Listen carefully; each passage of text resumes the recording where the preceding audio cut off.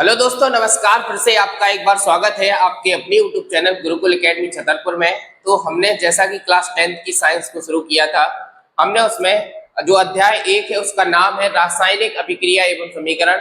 तो रासायनिक अभिक्रिया के बारे में हमने आपको बताया था, रासायनिक समीकरण के बारे में हमने आपको बताया था, और इसके बाद अपन पढ़ रहे थे रासायनिक अभिक्रियाओं के प्रकार, जिसमें अपन ने 2 प्रकार पढ़ लिए थे, संयोजन अभिक्रिया और वियोजन अभिक्रिया। आज हमें उसी के आगे तीसरा प्रकार देखना है, विस्थापन अभिक्रिया। बहुत इंपॉर्टेंट है। तो आइए देखते हैं विस्थापन अभिक्रिया क्या है और इसे उदाहरण सहित समझाना है। ठीक है। पेपर में आपसे क्वेश्चन पूछा जाता है कि विस्थापन अभिक्रिया को उदाहरण सहित समझाइए।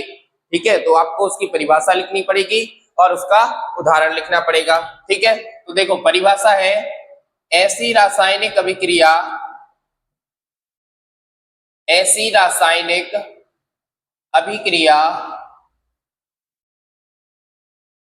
जिसमें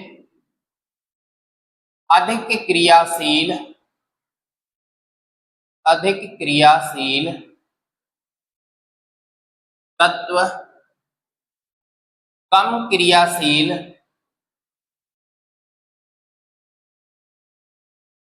क्रियाशील तत्वों के यौगिकों से विस्थापित कर देते हैं।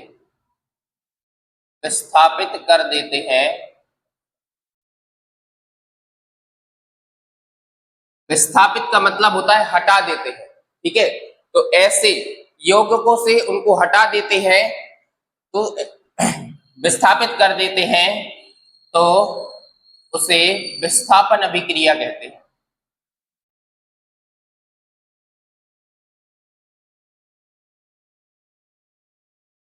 क्या कहते हैं? विस्थापन अभिक्रिया कहते हैं। ठीक है, ये हमारी परिभाषा है कि ऐसी रासायनिक अभिक्रिया जिसमें अधिक क्रियाशील वाले तत्व कम क्रियाशील वाले तत्वों को उनके यौगिकों से कम क्रियाशील वाले तत्वों को उनके यौगिकों से विस्थापित कर देते हैं, उसे हम क्या कहते हैं? विस्थापन अभिक्रिया कहते हैं। ठीक है, मतलब अधिक क्रियाशील वाले तत्व या जो अधिक क्रियाशील तत्व है वो कम क्रियाशील तत्वों को यौगिकों से विस्थापित कर देते हैं, तो ऐसी अभिक्रिया को हम क्या कहते हैं? विस्थापन अभिक्रिया कहते हैं। तो इसको उदाहरण के माध्यम से समझते हैं। इसका उदाहरण क्या होता है? जैसे भैया मान लीजिए अपन ने Fe+CuSO4 इसकी क्रिया करवाई। ठीक है, तो ये क्या करेगा? ये जो Fe होता है फेरेट, इसको अपन आयरन भी बोलते हैं, ये हमारा लोहा, इसको लोहा भी बोलते हैं। ठीक है, तो ये क्या करता है? ये अधिक क्रियाशील होता है कॉपर की तुलना में। ये आयरन जो होता है, लोहा, ये अधिक क्रियाशील होता है। तो भैया जिसमें ज्यादा दम होगी वो अपनी दादागिरी ज्यादा दिखाएगा, है ना। तो ये क्या करेगा? ये जाएगा कॉपर से लड़ेगा, बोले चल हट, मतलब इसको इसकी जगह से भगाएगा, बोले तुम ना बैठो, यहाँ पे बैठना है ना। तो ये क्या करेगा? थोड़ी सब पावरफुल है, शक्तिशाली है, तो अपनी दादागिरी दिखाएगा। तो ये जाकर के इसकी जगह छुड़ा लेगा, तो ये खुद जाकर के इसकी जगह पे बैठ जाएगा। तो FeSO4 यानी इसको क्या किया? इसको हटा दिया इसकी जगह से, तो बेचारा मुंह लटकाए क्या करेगा? अलग से बैठना पड़ेगा, है ना। तो इसने अपनी अलग से जगह बना ली। तो इसकी जब अपन क्रिया कराएंगे तो क्या हो जाएगा? FeSO4+Cu, यानी आयरन खुद इसकी जगह लेके इसको कॉपर को अलग बैठा देगा। ठीक है, तो ये हमारी इसका उदाहरण था।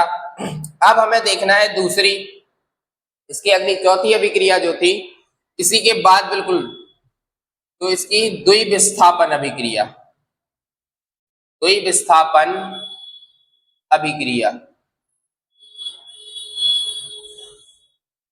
अब भैया द्विविस्थापन अभिक्रिया क्या होती है? तो ऐसी रासायनिक अभिक्रिया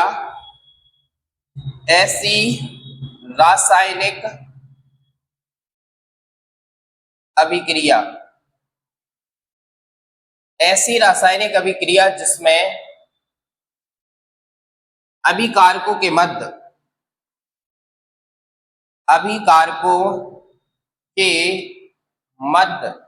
आयनों का आदान प्रदान होता है। आयनों का आदान प्रदान होता है।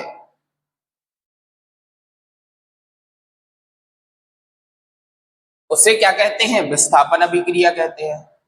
उसे विस्थापन अभिक्रिया, उसे द्विविस्थापन, उसे द्विविस्थापन अभिक्रिया कहते हैं।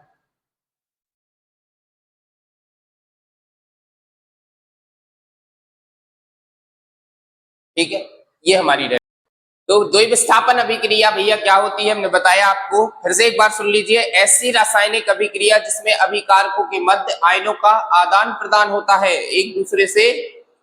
एक दूसरे के पास आएंगे, तो उसे द्विविस्थापन अभिक्रिया कहते हैं। अब हम इसका उदाहरण देखते हैं, जैसे भैया 2NaSO4, ये हमारा क्या है? तो ये हमारा है सोडियम सल्फेट। क्या है? Sodium sulphate. प्लस अगर अपन इसकी क्रिया करा दे बेरियम क्लोराइड, BaCl2, क्या है? Barium chloride. तो जब अपन इसकी क्रिया कराएंगे तो देखो क्या करेगा, सोडियम जो होता है भैया, सोडियम पर क्या होता है? प्लस आवेश होता है, और क्लोरीन पर निगेटिव आवेश होता है ना? दो तरह के होते हैं, धनायन ऋणायन। तो सोडियम पे धनायन होता है और क्लोरीन पर ऋणायन होता है। तो ये एक दूसरे से क्या करेंगे? एक दूसरे से रिलेशन बना लेंगे। तो भैया ये सोडियम जाएगा क्लोरीन के पास, इससे मिल जाएगा। अब भैया बेरियम अकेला बचेगा, तो बेरियम जाएगा सल्फेट के पास। तो ये हमारा जो बेरियम है वो बेरियम सल्फेट हो जाएगा। क्या हो जाएगा? Barium sulphate.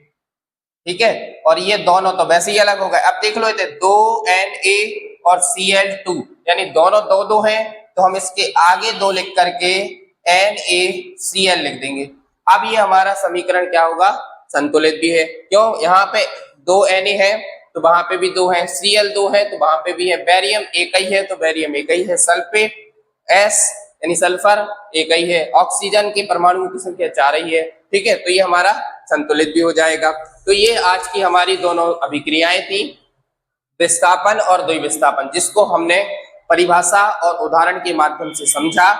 तो अगर आपको वीडियो पसंद आई हो तो वीडियो को लाइक करें, शेयर करें, कमेंट करें और चैनल को सब्सक्राइब जरूर करें, ताकि आपको ऐसी इंटरेस्टिंग वीडियो मिलती रहे। और बढ़िया पढ़ते रहिए, स्वस्थ रहिए, मस्त रहिए। मिलते हैं नेक्स्ट टॉपिक के साथ। आज के लिए इतना ही, धन्यवाद।